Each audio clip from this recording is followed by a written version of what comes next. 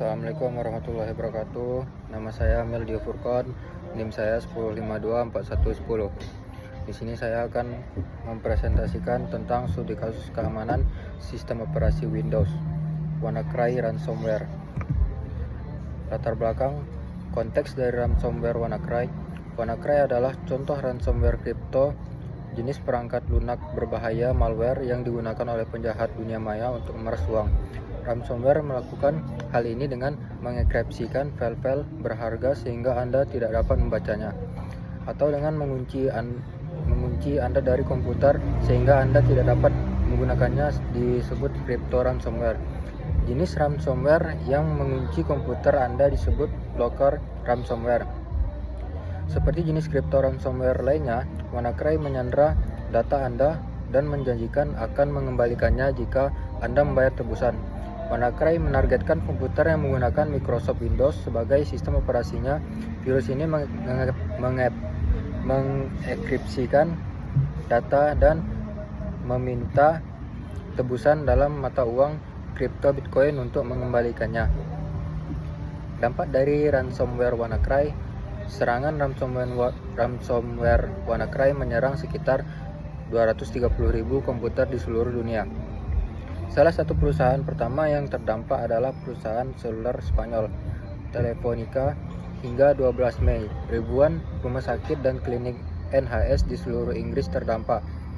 Sepertiga rumah sakit NHS terdampak serangan tersebut. Ambulan dilaporkan dialihkan rutenya, membuat orang-orang yang membutuhkan perawatan darurat menjadi sangat membutuhkan.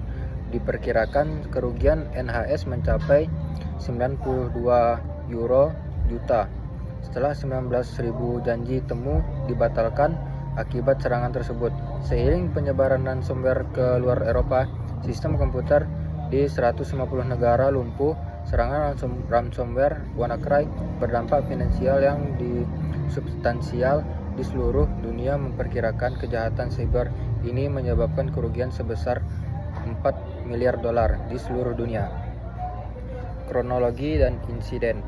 Bagaimana serangan itu bisa terjadi? Yang pertama, celah di Windows. Ada kelemahan serius di Windows, protokol bernama SMBv1 yang memungkinkan orang luar bisa masuk ke komputer tanpa izin. Celah ini disebut EtherNightBlue.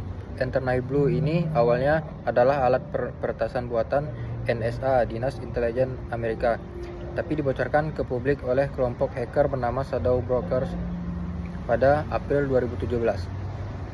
Microsoft sebenarnya sudah bertindak. Microsoft tahu soal celah ini dan sudah merilis pembaruan keamanan patch pada Maret 2017. Tapi banyak komputer di dunia tidak diupdate, terutama di perusahaan atau lembaga yang sistemnya sudah tua atau legacy system. Jenis kerentanannya masih hangat dalam ingatan kita kejadian pada pertengahan Mei 2023. Pada waktu tersebut, Bank Syariah Indonesia atau BSI diduga menjadi korban serangan ransomware Lockbit 3.0 dengan total data yang dicuri dari serangan tersebut diduga mencapai 1,5 terabyte. Data yang bocor tersebut merupakan data pelanggan yang diantaranya adalah nama, nomor ponsel, saldo rekening, riwayat transaksi, informasi pekerjaan, dan beberapa data yang merupakan privasi nasabah BSI.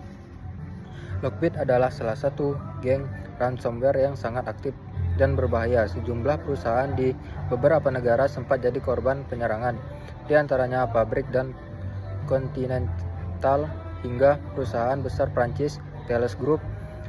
Tak disangka serangan ransomware Lockbit ke BSI yang terjadi pada pertengahan Mei tersebut dimaksudkan untuk mengambil keuntungan dengan memberikan tenggat waktu kepada BSI untuk mengontak Lockbit dan memberikan tebusan. Dalam hal tidak terpenuhi, maka seluruh data yang dicuri tersebut akan dipublikasikan. Saat ini ancaman keamanan informasi seperti ransomware semakin menjadi perhatian. Ransomware merupakan perangkat lunak jahat yang dirancang untuk mengenkripsikan data di dalam sistem atau perangkat, mencegah pemiliknya mengakses data tersebut. Setelah berhasil mengenkripsi data, penyerang akan menampilkan pesan tebusan yang meminta pembayaran dalam bentuk cryptocurrency. seperti Bitcoin sebagai imbalan pemulihan akses ke data yang dienkripsi. Jika tebusan tidak dibayar, data tersebut mungkin hilang secara permanen atau dapat diperjualbelikan oleh penyerang. Sistem operasi apa saja yang terdampak? Ada Windows 7. Dampak positif dari Windows 7. Antar muka yang ramah pengguna. Windows 7 terkenal dengan tampilan yang sederhana dan mudah digunakan, cocok untuk pengguna rumahan atau kantor. Kinerja lebih cepat dari Windows Vista. Windows 7 hadir sebagai perbaikan besar dari Windows Vista. Lebih ringan, cepat, dan stabil di berbagai jenis komputer. Fitur-fitur yang efisien, fitur seperti Snap Search dan taskbar yang ditingkatkan membuat pekerjaan lebih efisien dan nyaman. Populer di dunia pendidikan dan perusahaan karena stabil dan familiar. Windows 7 banyak digunakan di sekolah, kantor, dan instansi pemerintah. Dampak negatif dari Windows 7 yaitu tidak aman, sudah tidak dapat update dari Microsoft, jadi mudah kena virus dan hacker. Aplikasi banyak yang nggak cocok, banyak software baru nggak bisa jalan di Windows 7.